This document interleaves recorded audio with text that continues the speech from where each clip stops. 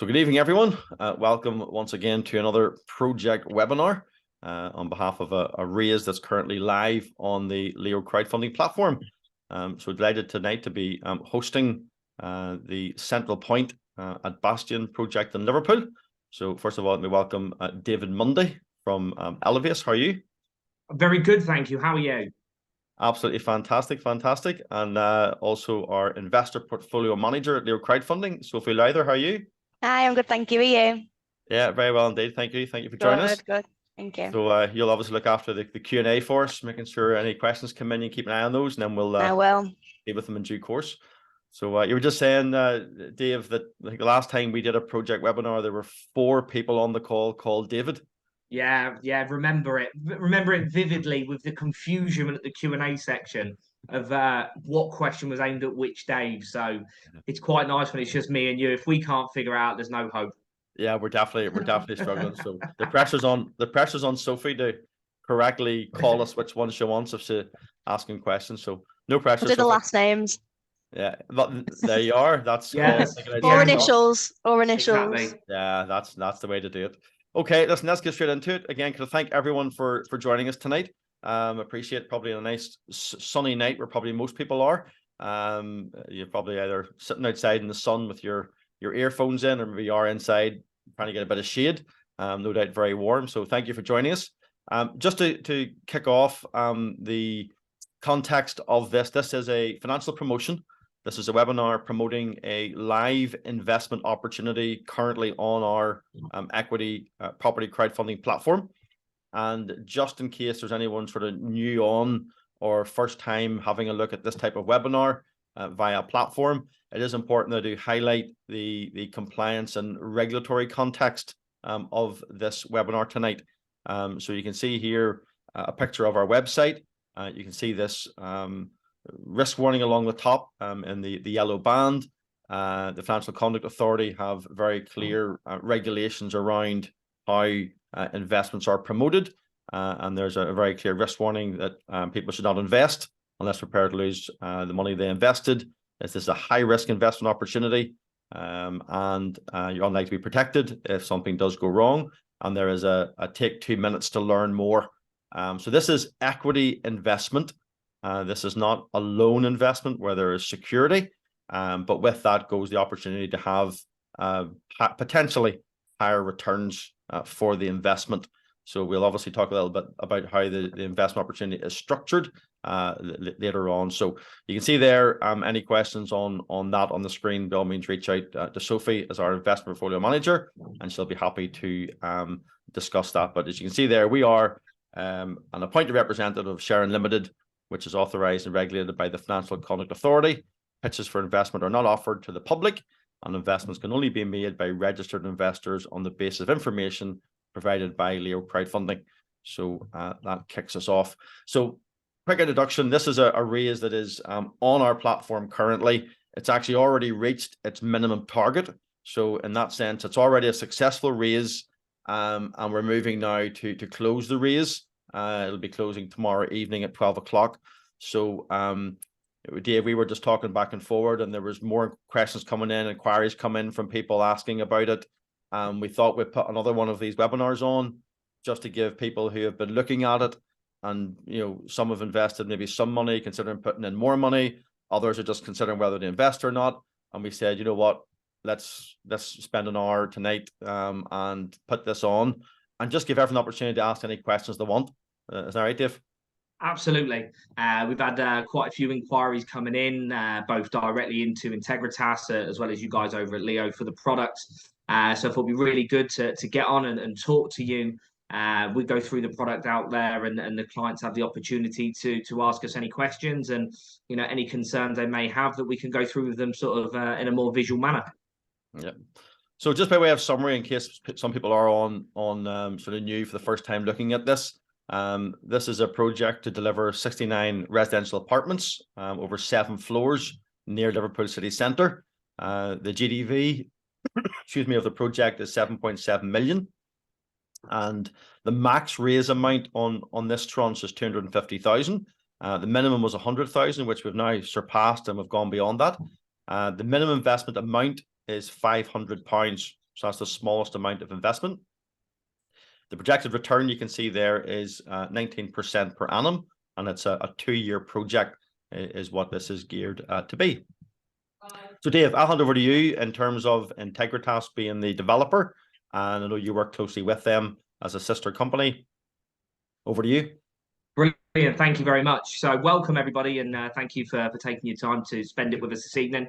Obviously, the key thing to go through this evening is the development team, the guys who are actually bringing the project to fruition, because ultimately that's what you're investing in. You're investing into the delivery of this project. Now, in front of you, you've got the main man himself, which is Mitchell Walsh, who is a managing director of NTEGRITAS Property Group and of Elevate, who is the introducer for this.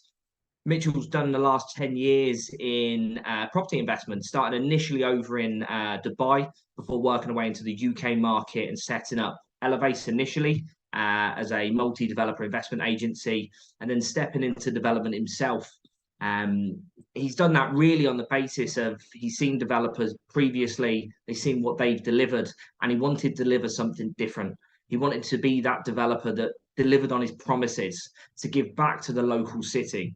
This is a man who grew up from a hard background. He grew up on a council estate in Liverpool. He's worked his way up through hard work, grit and determination, and has now got £58 million worth of schemes currently under construction. And his main driving force behind that is integrity and transparency. So to deliver the investors exactly what we say we're going to deliver to them. So really, really great to be working for the man, and it genuinely, I said it from the bottom of my heart. The team behind him, you've got David Mason, who's the development director, the man who deals with all the contracts and the construction, who's normally on here. You say giving interesting information. I find it slightly boring personally, but that is his job. He talks about the grade of steel, the amount of concrete poured. He's done over 35 years in the construction sector, working for some of the largest house builders here in the UK.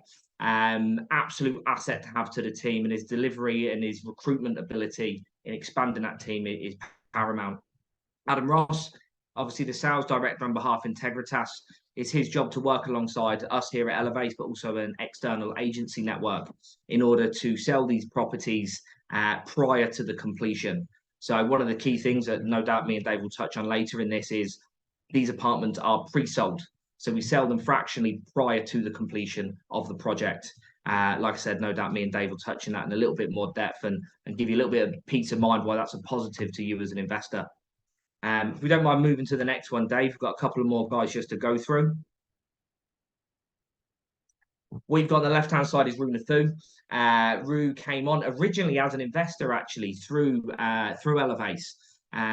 He's got over 20 years experience in investment and operational risk, working for the banking facilities, worked for some of the largest hedge funds and operational banks in the UK and worldwide.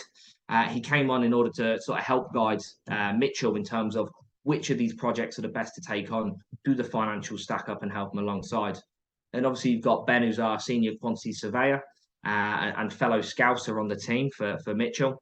Over 10 years working in the construction industry, working for some really large companies here in Liverpool, a number of our competitors, and brings an absolute wealth of knowledge. So he's great to have on board, he really is. Yeah, and 2 weeks ago, I was up on site, did a site visit. I'm not sure if there's any pictures of Sophie and I on site, but had the opportunity to meet, I think, almost all of these people between various visits to the NTEGRITAS office, as well as them being on site. So it was actually good to see Dave Mason with his hard hat on, running around, organising the team, you know, being the main man on site as he is. So it was actually good to see him in action. And I know we got some good photographs taken, Sophie and stuff there, and we did a few video clips of sort of real-time update, which I know we included in this update. So yeah, it's definitely good to see the team, and you're right, David, it's so important to have not just a main man with the vision and the desire to sort of do big things. You have to have the team behind, and certainly these guys all have good credibility and track record. So do you want to just summarize briefly the actual project, just high level? Yeah, of course. So Central Point is a residential development consisting of 69 apartments just outside of the business district in Liverpool city centre. That's split up into studio 1-bedroom and 2-bedroom apartments. offering investors a real great opportunity to capitalize on a growing expansion of the city. It's one of those sort of crucial areas where the city is expanding at the moment, which we're going to touch on the next couple of slides, where as the city is growing outwards, there's only a number of places that city can expand. You've got 300 yards to your west. There we go. Forgot me east and west then. You've got the Liverpool Waters expansion and that 5.5 billion regeneration zone.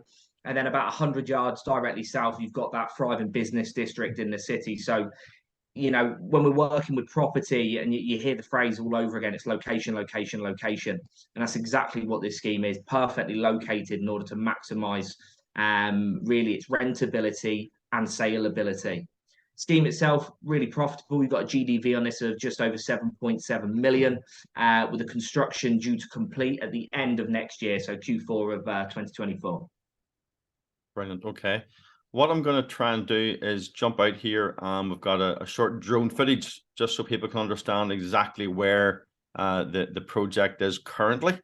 So I'll see if I can. Well, so if that was about 2 weeks ago, we were on site, was it? Trying to remember exactly.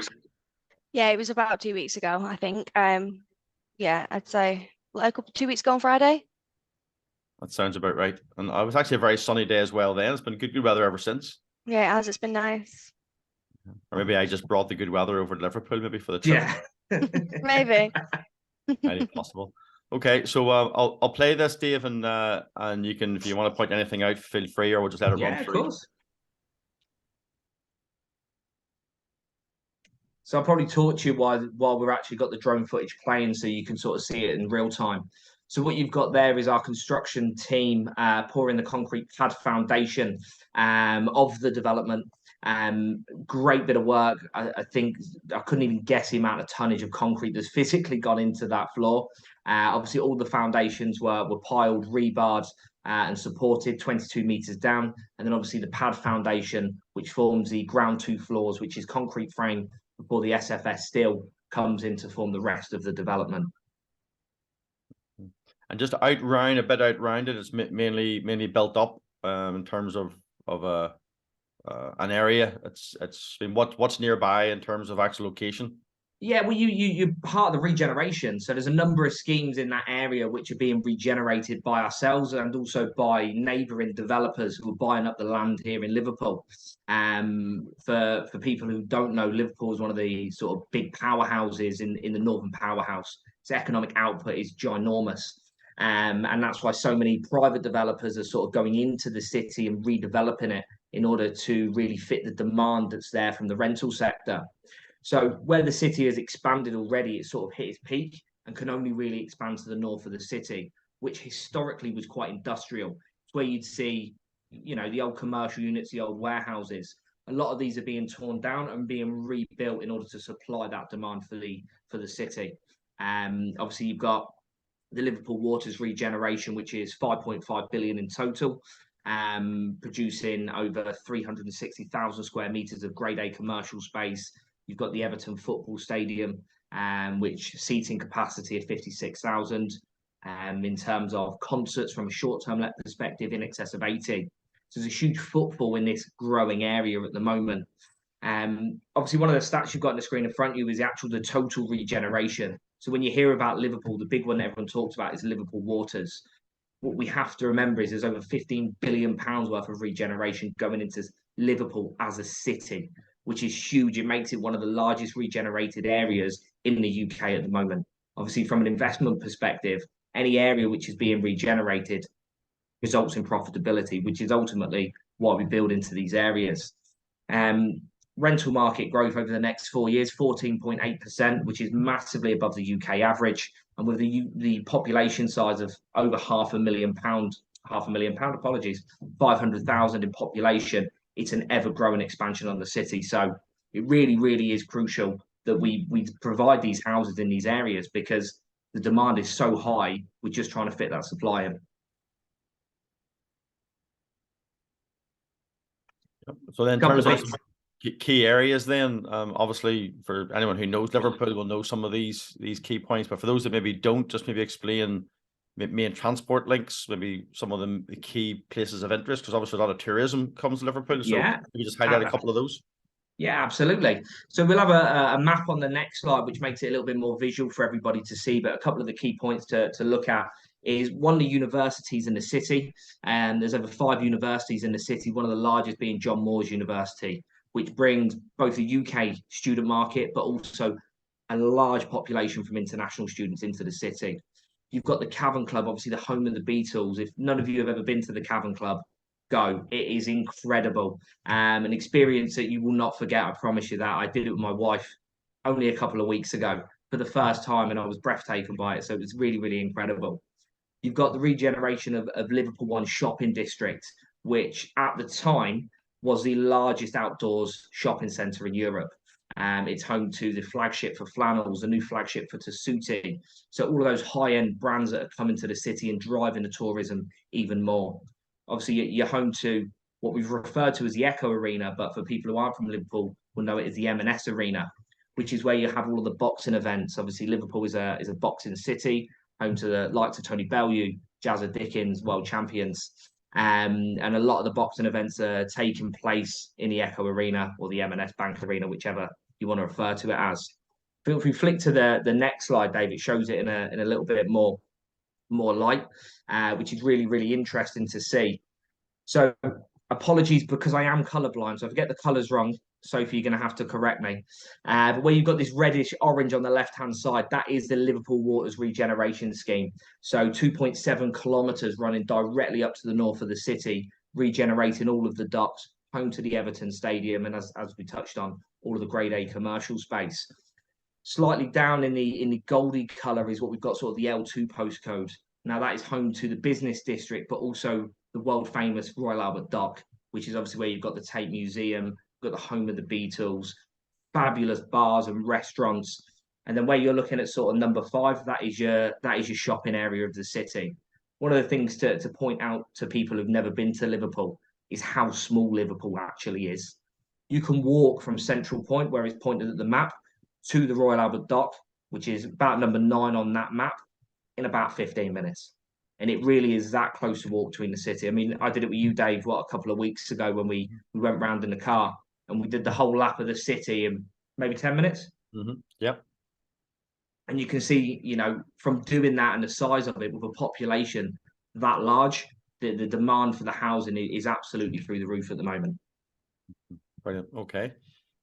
And this is the sort of the bigger scheme, if you like, and the raise, the equity crowdfunding raise is on one of these blocks, independent. Correct. So you've got the block to the far left of the screen is the actual Central Point block itself. Obviously, altogether it's 240 apartments set over 4 residential blocks. Obviously, pleased to announce that every single one of those apartments has been pre-sold. So all of the 240 apartments have been sold out, which is fabulous from a development perspective. But yeah, as you can see there, it's created sort of a piazza in the middle. You might be able to see it like a horseshoe, and that's really sort of crucial from a placemaking perspective for the area. Yeah, I think it's important to highlight that, Dave, in case we forget later. You have these units all sold off plan, pre-sold, promissory contracts in place, signed with solicitors. That includes deposits paid. Correct. So 30% of the GDV, which is obviously 30% of the individual purchase price, have been paid to the solicitors and typically held in a solicitor's escrow account or stakeholder account and drawn down throughout the construction phase. So all of that has been done. Yeah, so with the caveat of the normal risk warnings, in terms of risk mitigation, to have the units pre-sold, contract signed, deposits in the bank, I mean, that massively de-risks this as an investment opportunity. Yeah, absolutely. But I mean, one of the biggest things when you're in development is what's one of the biggest risks of development is the GDV attainable? Because the GDV isn't attainable, then how is your net profit ever attainable? What we're trying to do here to deliver to the equity investors is a fixed GDV. We've sold those apartments, we've locked in their contracts. That GDV is the GDV. That will not deviate. Yeah. No, that's very good. And then there's just a couple of slides just on sort of the type of finish that NTEGRITAS has delivered in other projects, and obviously the CAD imagery for this project. But finished to a high standard. You know, you like obviously deliver a quality end product. Absolutely, because ultimately we have to make sure the customer's happy. And by the customer, I don't necessarily mean the investor who purchases a property. By customer, I mean the person who's going to live into the property, because that's what's going to create the consistency for the individual purchasers, but also that's going to create longevity for Integritas and relationships. And one of the key things as you flick through the floor plans over the next couple of slides is you can really see that Mitchell and his team, his development team, look to maximize space as much as possible. So we do that to make a more homely feel within the apartments, which means that we increase the dwell time of those apartments from the tenant. If we can make more people more comfortable and maximize that space, what we get is a much larger end product and a much happier client base. Yeah. Okay, and all this stuff obviously is in the equity offer document, so people can actually download the document and have a look at more detail on the floor plans and the layouts of the units, etc. But suffice to say, you know, Integritas has done a number of projects to completion. You know your market in Liverpool, you know what sells, you know what customers want, and you deliver the product to obviously meet those requirements. Absolutely, absolutely. It's all about tailoring the right product for the right end product, the right end client. So every development's slightly different, depends on which demographic we're choosing to target. Obviously, with Central Point, it's that working professional, it's that high standard, maximizing space, good views, open, airy, and that's why we have to finish them to such a high spec. Yeah. Okay. Some of the, do you want me to move on to this one, Dave? Yeah. So just a wee sort of summary then on the key financials. You don't need to go through every single number because these are in the offer document. People can download this, look in detail. But in terms of high level, pick out some of the key figures in terms of the financials of the project. Yeah, of course. So you've got your overview GDV, which is obviously one of the most important things to factor in, which is the 7.7 million. And you've got your total project costing. So that includes all your hard costs, your soft costs, your contingency, and your sales and financing costs at 6.8 million. So it means that there's a net profit on the scheme of just under £1 million at 910,000, which gives a profit of cost of 13.33%, or a profit on GDV of 11.77. One thing I slightly want to add on that is the contingency. So a lot of developers will put maybe a 1 or a 2% contingency in place in case something happens. And what IPG is, they always use a minimum of a 5% contingency to sort of ensure that they're always covered throughout the build phase. So we can make sure that we've got that leeway. If something does change in the costing of materials, they've got enough leg room in it so it doesn't impact the net profit of the scheme. Yeah, and that's very, very important in the current climate with rising labor costs, rising material costs, etc. So the contingency is something that certainly we look at as a platform to see, has a developer allowed for contingency, and certainly alarm bells would begin to sound if it was the 1 or 2% that Dave mentioned. But the financials presented to us had this 5%, which for this type of a construction project where once you're out of the ground, it's more or less a cookie cutter for 7 floors. It's a 5% is absolutely standard and adequate for this type of project. So your overall approximate net profit, the projected net profit is 910,000 on the scheme. Profit on cost 13.33%, and then your profit on GDV 11.77%. So well within the sort of the norm in this type of a project. Yeah, is what you're delivering. Yeah, good healthy numbers. That's what we like. Yeah, no, absolutely, and of course hitting them. Absolutely, as you've done. But again, it is important, and Integritas have delivered a number of projects that can be, people can drive around them and see them and visibly look at the delivery of the standard of projects that have been done, which is really good. Okay, so let me summarize the project financials from the point of view of the equity investors. So if we were to reach the whole 250,000 with this raise, then what has been offered by Integritas is 19% per annum for a 2-year project. Now, if unforeseen circumstances beyond the developer's control happens, then if it does go into the 3rd year, they're willing to actually increase the ROI in that 3rd year, which I think is a really good gesture to show that they'd understand that if it did go longer than projected, they're willing to reduce their profit and give some of that profit share to the investors. So the return on investment, that projected ROI at the 250,000 raise would be 95,000. So there would be 500 shares issued, of course, at 500 each. And that represents £95,000 as a percentage of the 950 odd thousand projected net profit is a 10.43% profit share. So just to recap on that, the ROI, return on investment on the invested funds, is 19% per annum for 2 years. And the amount of that, 95,000, as a percentage of the overall net profit of the scheme is 10.43%. So effectively, a shareholder is a 10.43% equity stake in the project, pro rata. So that lays out, if you like, so when you read in the document, go to the various pages in the financials, and particularly the summary at the end. It'll give a very good breakdown on the whole process, but that's the summary of that. Any comments on that, Dave? No, I think you're absolutely right. It's I think the figures stack from Integritas. Integritas's end, I think the returns are good. I like I said, we put in place the 3rd year sliding. If something was to happen, anything unforeseen, then obviously Mitchell agreed for that slider to take place and ultimately compensate clients for any inconvenience they may see if that was to happen. Yeah, I should have also emphasized that the crowd equity shareholders, you have a priority share. So in this case, the first £95,000 of profit that comes in to the project goes to you, the crowd investor, before Integritas get anything.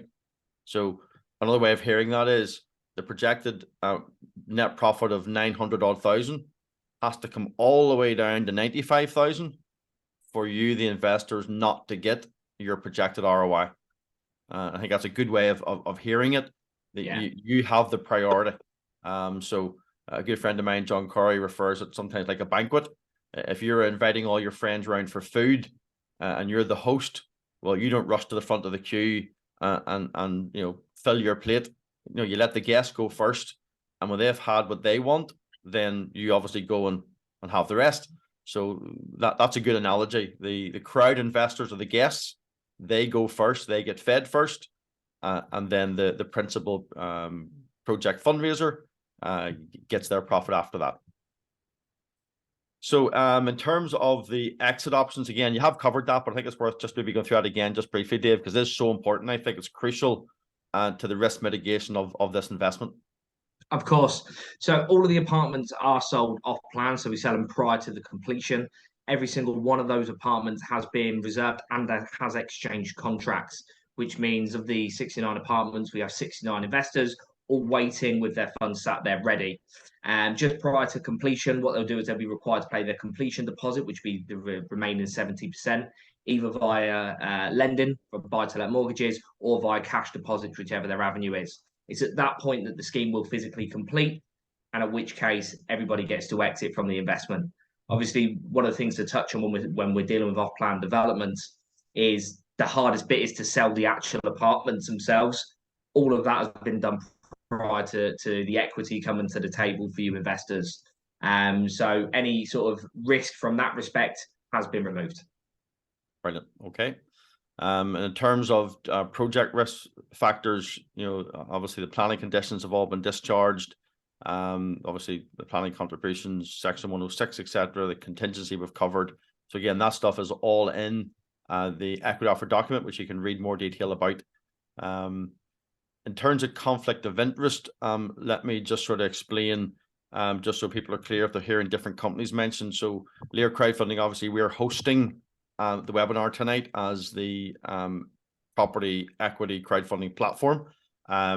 We get paid by the developer, so nothing comes from investors. We don't make anything from investors. 100% of investors' money goes into the investment. Integritas is the developer, and the person who owns Integritas, Mitchell Walsh, also owns Elevase, which is the distribution arm of NTEGRITAS, and David Mundy is the MD of Elevate. So you're really almost more than sister companies, but you're still two entities, Yes, but correct. all work together in the same place. So just in case people are wondering, here in NTEGRITAS and Elevate mentioning, NTEGRITAS is the developer. They are the fundraiser responsible for the project and for updating the investors on the project during the construction phase. They have the responsibility and the liability to deliver the project for their shareholders. So current progress, I think, Sophie, this, I'm not sure if it's changed since then, but I know we've had more investment come in today a number of times. I'm not sure if we've captured the very last one, but that figure's correct. It's just where it says exciting news. The raise is now at 110,500. That was previous, but we're on 114 now. Excellent. Yes, sorry. So this slide was done probably earlier on this morning, and now we're up to 114,000. Yeah.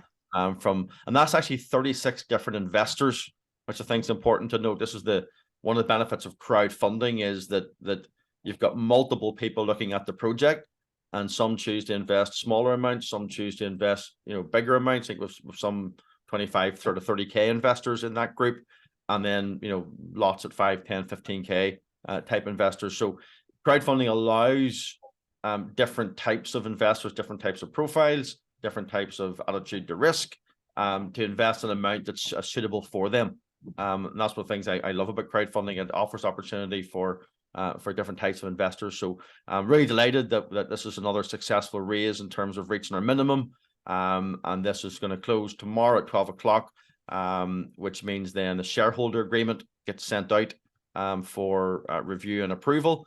And then once that's all signed up, then the funds can move to the developer, and we start then monthly updates from the fundraiser. And I think they're going to be very good, Dave, in the sense that, and obviously Sophie's going to have a big part in that, going on site, showing updates, showing how it's going along. I think certainly, Sophie, you're going to enjoy that part of it. I think getting out on site. Oh yeah, definitely. I love being out on site. I think you seem to enjoy putting your hard hat on and getting... That was my favorite part, the hard hat. I loved it. So, it's great. And the high vis. Yeah, the high vis and the hard hat. So on that front. So okay, so that's where we are currently. So again, the raise is successful. We've reached our minimum target. Those that invested to date, that is now a successful raise. But there is room for anyone else who wants to either add some more to their current investment or invest for the first time. You have till 12 tomorrow night. So if I just highlight the process for that, if you haven't registered yet on the platform, there is a process, a 24-hour window where you can't invest. So you'd have to go on and do what's called an appropriateness test, just to confirm that you understand the nature of this type of investment. And then you'll have some KYC and AML to do, and then you'll be confirmed that you've registered, and then there's a 24-hour wait just to give you a chance to read the information, do your due diligence before you actually press the button and invest. But when you decide to do that, then the process is relatively straightforward. Once you've logged back in, you select the amount that you want to invest. You then, once you've confirmed that, you can choose either transfer money to an e-wallet, or sometimes it's easier just to do it by bank transfer, which kicks out what's called a unique reference number. And that means then that you can have a look at the shareholder agreement.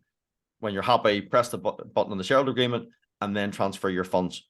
Obviously, it's better to get your funds in, get them across into your e-wallet, but nothing moves to the fundraiser until you've signed the shareholder agreement, and the, if you like, the pooled investment is 100,000. Shareholder agreements all agreed. Then the funds transfer over to the fundraiser. So that should be relatively straightforward. And Sophie is your point of contact. Any questions on that, any queries, you can get directly in touch with Sophie. So if there are any questions, I should have said earlier, get them into the Q&A. And we're going to be taking questions just in a second. So now is a chance to get any questions you have answered. Just seeing what comes next there. Yeah, so really just repeating what I said there. Closing tomorrow. The review of the equity offer document, when you go onto the thumbnail and you're registered, you can actually download what we call the equity offer document, which is the investment prospectus, if you will. and it's more detail on what you saw on the slides, and all the information you need to make a decision is in that. So that is the next steps. So I think we're at Q&A. So any Q&A, any questions in, Sophie? Yes, so we just have one question, and can we confirm if the raise ends at 12 a.m. on Friday as per you, Dave, or about at 5 o'clock tomorrow as per the slide? Okay, it should be 12 o'clock tomorrow evening. Yeah, it is tomorrow at Yeah, 12. so it's tomorrow, but it's you know midnight. So it's technically Midnight. Friday 12 midnight, o'clock, yeah. midnight Thursday, 11:59 on Thursday is when it closes. Yeah. I was Everyone gets trying to work out AM and PM there, and Dave just come in with midnight. There you are. I thought I'd help you out a little bit. You look like you forgot which way round we were going. It's been a long day. So exactly that, midnight tomorrow night. It runs off a system, so sometimes it does go like half an hour after that or whatever, but it should be set for midnight. Midnight tomorrow night. Again, repeating, if anyone's any questions, reach out to Sophie. I think you'll have your email address here next, but we'll take any other questions that are there before we finish off. If there are any other questions, fire them in now and we'll try and deal with them. I think you've done such a good job, Dave, that you've answered everyone's question as you've went along. We've done a couple of these now, Dave, so I'd like to think we can answer most of the questions as we get through the process. Yeah, no, which is good, and I think it was straightforward. So, Sophie, there is your address, sophie@leocrowdfunding.com. And I know you've had a busy day today answering questions and getting feedback to people. Yeah, and same tomorrow. Yeah, absolutely. Hopefully, and we've got the questions. Yeah, and I think you're planning on working on just an hour after this, just to take any immediate questions, and then obviously tomorrow morning, then you'll pick up anyone that you missed tonight. Yeah. That is fine. Well, if there are no more questions, then we can wrap up. And again, just remind everyone, download the information, get your questions answered, reach out to Sophie at sophie@leocrowdfunding.com if you have any questions, and then you can make your decision before 12 o'clock tomorrow night, and it closes, and then we move to shareholder agreement and to drawdown. So for those of you that are already investors who are just on to catch up, hope you find that update useful. And for those that are making a decision, we look forward to hopefully having you on board the project. So with that, we will end. Any last minute comments, Dave, before I go, and Sophie as well? I'd just like to say thank you for spending this very warm evening listening to me and Dave talk about the project, because we are both very passionate about it. Obviously, if you've got any questions, you've got Sophie's direct contact. If any investor would like to speak to us as a development team, then do let Sophie know. She can introduce you across, and any member of the development team would be more than happy to speak if there's one in particular that you'd like to know a little bit more about. Thank you. Okay, fantastic. Thanks, everyone. Have a great Cheers. evening. Bye-bye now. Thank you. Bye. Bye-bye.